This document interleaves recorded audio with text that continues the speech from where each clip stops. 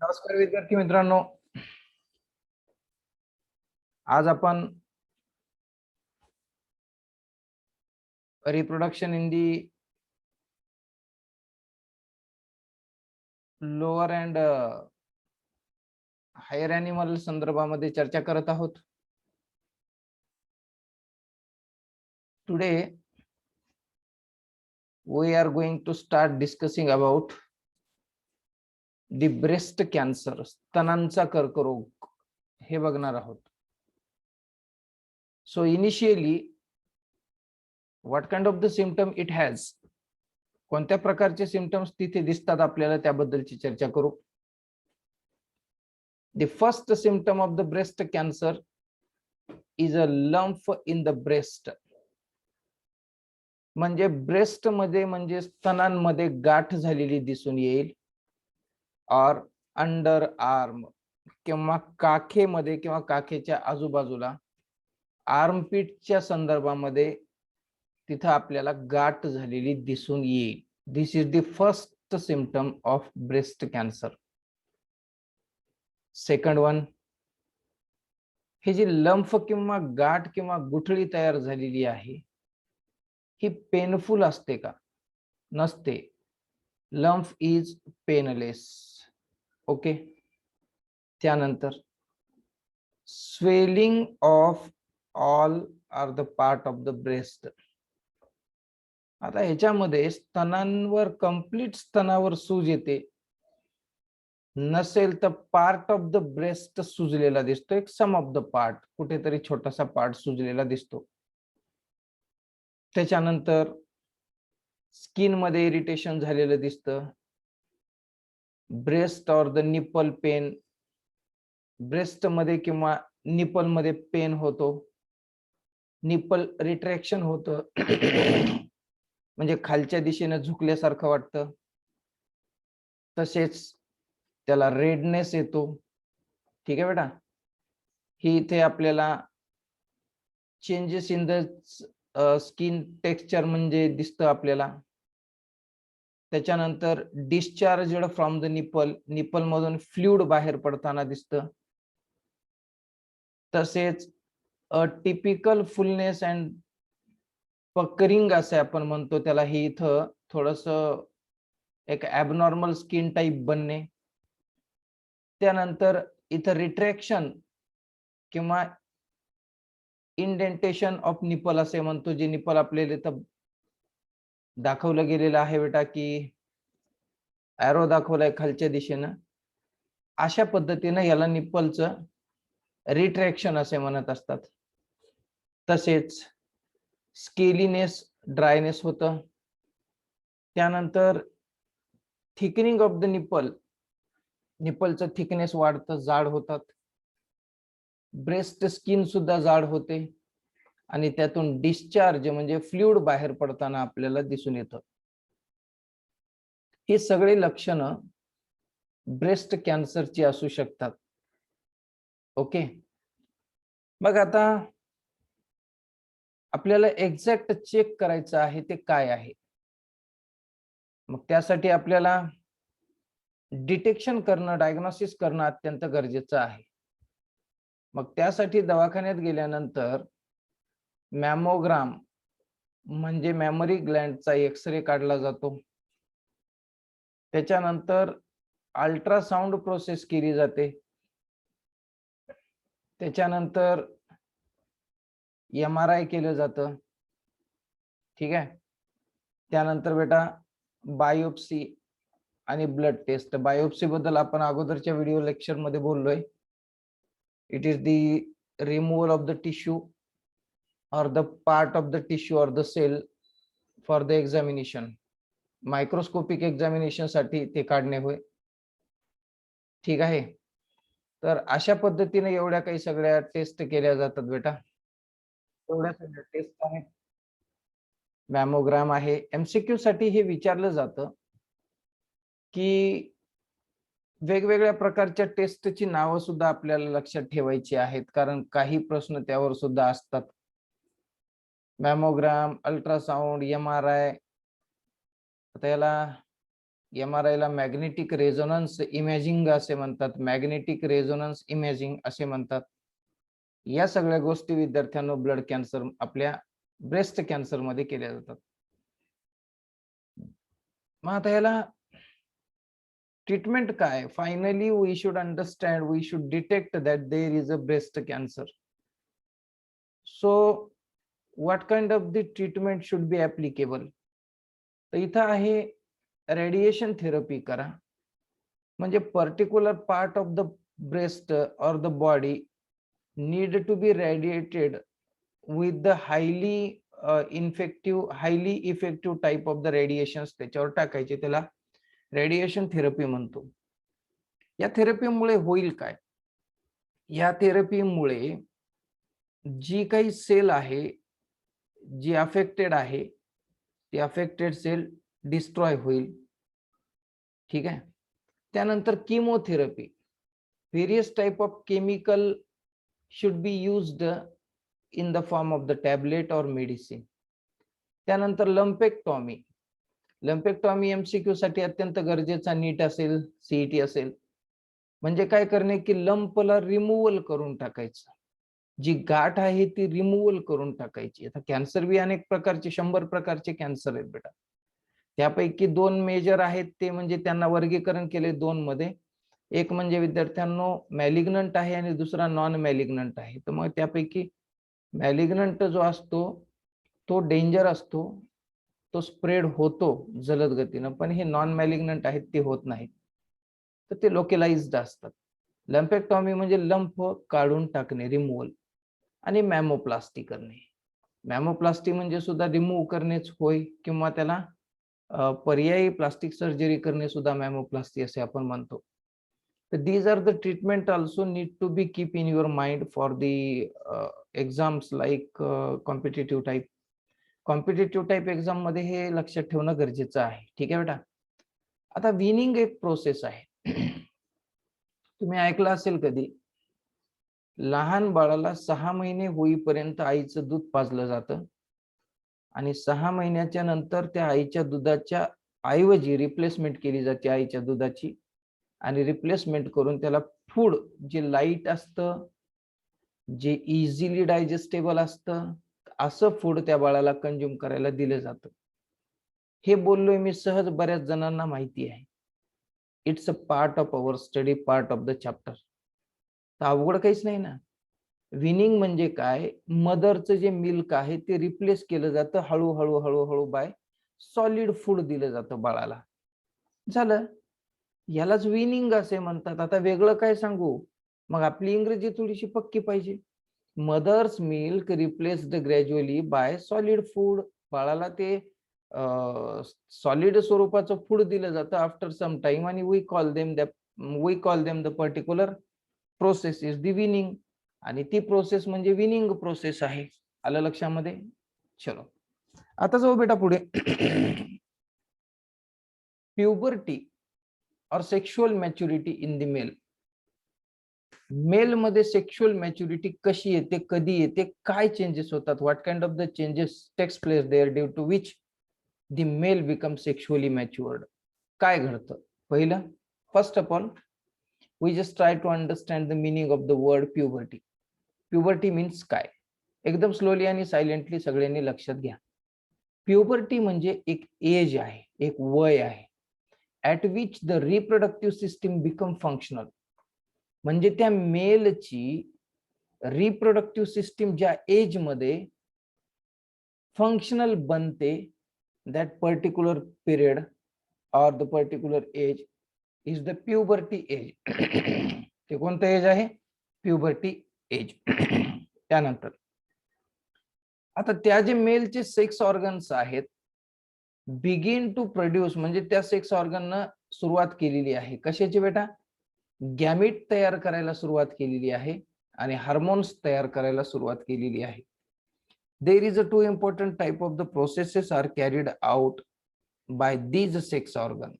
म्हणजेच एक sex hormone तयार झाला पाहिजे त्या मेलमध्ये, आणि गॅमेट याने स्पर्म सुद्धा तयार करण्यात आला पाहिजे.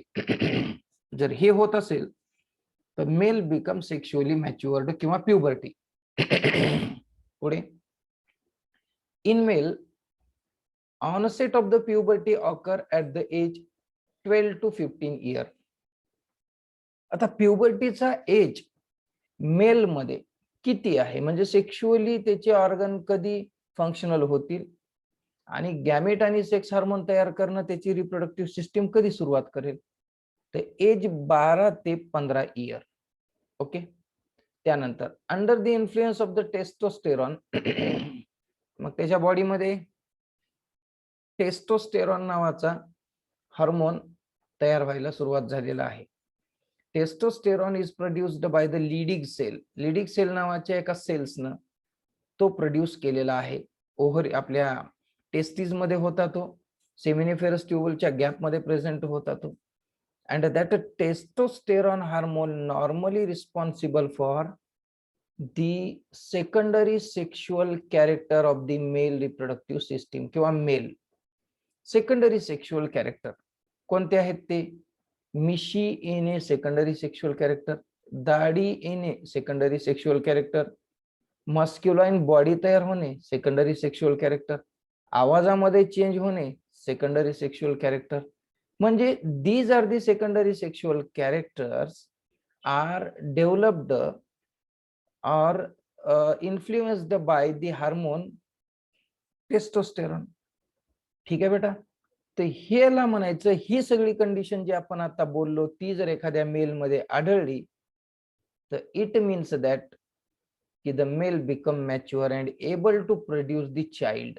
ओके बेटा. Thereafter it remain functional throughout the life. आणि आयुष्यभर मग ती जी काही मॅच्युरिटी आहे किंवा जे ऑर्गन्स आहेत ते फंक्शनल राहतात.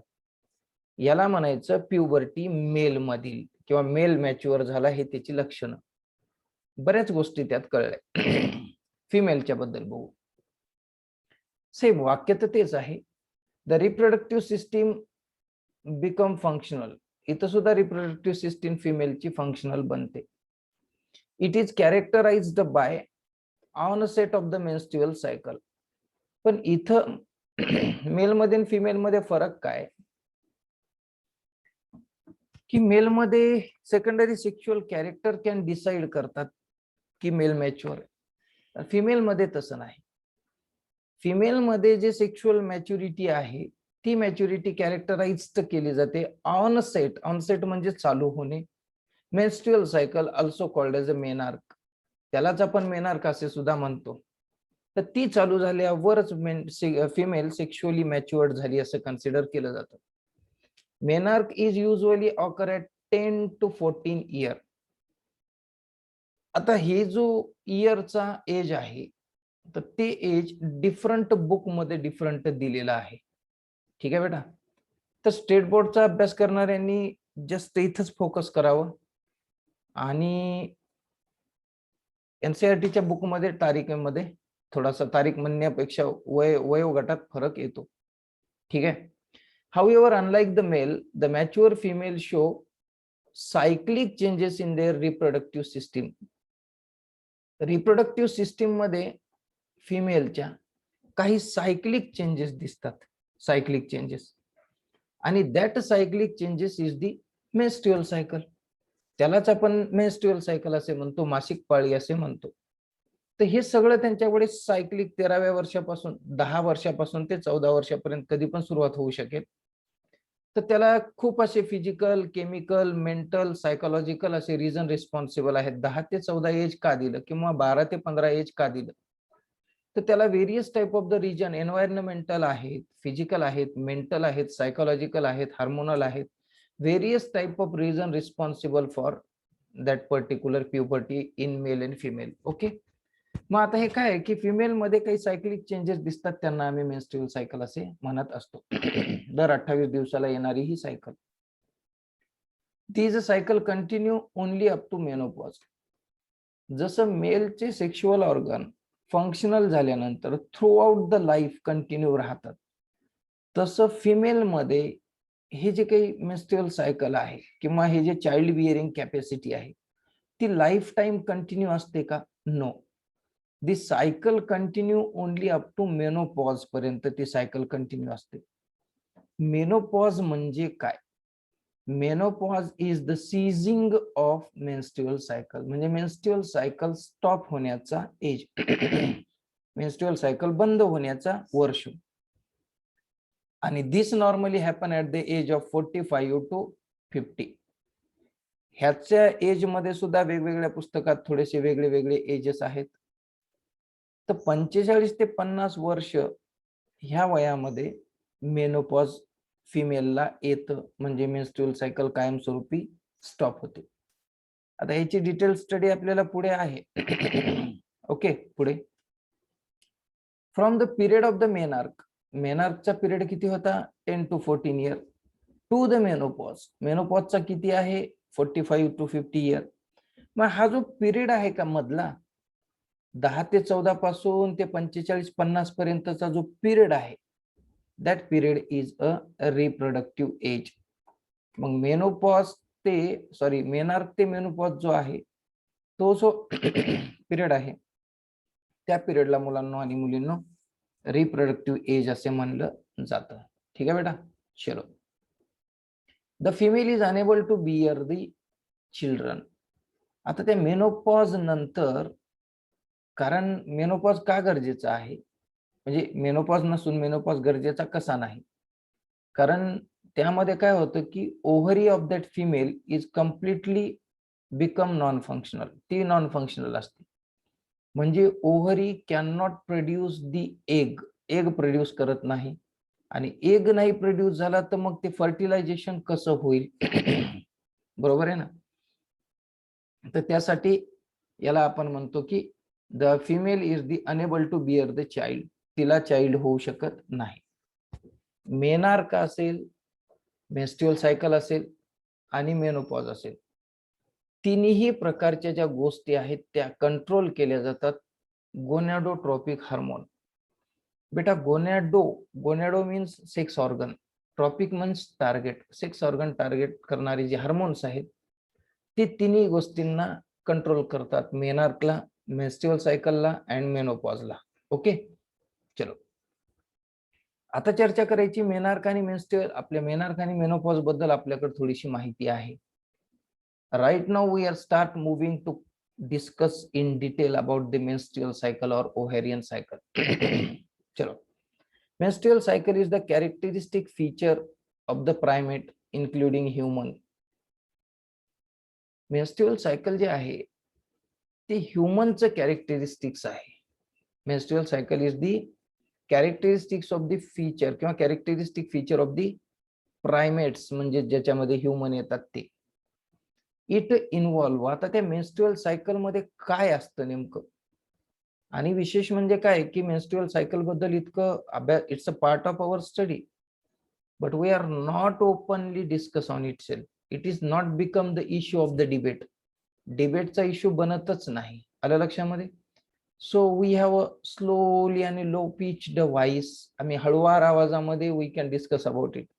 आता प्रिव्हियस क्लासेसमध्ये तुमच्या सगळ्यांना ह्या गोष्टी थोड्याफार प्रमाणात इंट्रोडक्टरी स्वरूपात होत्या, पण आता what happen I don't know, but these type of the issues are not clearly discussed in the previous classes. I hope that, की मला असं वाटतं प्रिव्हियस क्लासेसमध्ये ह्याच्याबद्दल इतकं ओपनली बोललेलं नसेल. Don't worry, I am here. Okay, तर it involve the series of the cyclic changes in the ovary. Menstrual cycle मध्ये काही सायक्लिक चेंजेस आपल्याला दिसतात. ते कुणामध्ये दिसतात? In the ovary, in the female reproductive tract, female reproductive tract मध्ये, आणि त्या फिमेल रिप्रोडक्टिव्हचा ट्रॅक्ट मेनली जर कोणी असेल तर युटेरस मध्ये. याच्यावर एमसीक्यूचा प्रश्न येईलच येईल. पण माय डिअर स्टुडंट, आपल्या जे काही स्टेट बोर्डच्या एक्झाम आहेत तिथं सुद्धा दीर्घोत्तरी प्रश्न हा मेन्स्ट्रुअल सायकलवर असू शकतो. ठीक आहे, म्हणून आपल्याला असं सांगायचं की जनरली अभ्यास म्हणून नाही, it's a part of our life, म्हणून we just need to be focused it, त्याला फोकस करायचंय. म्हणून असं सांगायचंय की the cyclic changes during the menstrual cycle involve the changes in the ovary, आणि तो फिमेल रिप्रोडक्टिव्ह ट्रॅक्ट लक्षात राहत नसेल तर डायरेक्ट युटेरस म्हणा. There is a two important type of the organ are continuously involve through the cyclic way in their change. ते म्हणजे uterus म्हणजे गर्भाशय आहे आणि बेटा दुसरं म्हणजे ओव्हरी आहे. चलो, these changes takes place under the effect of gonadotropins and ovarian hormone.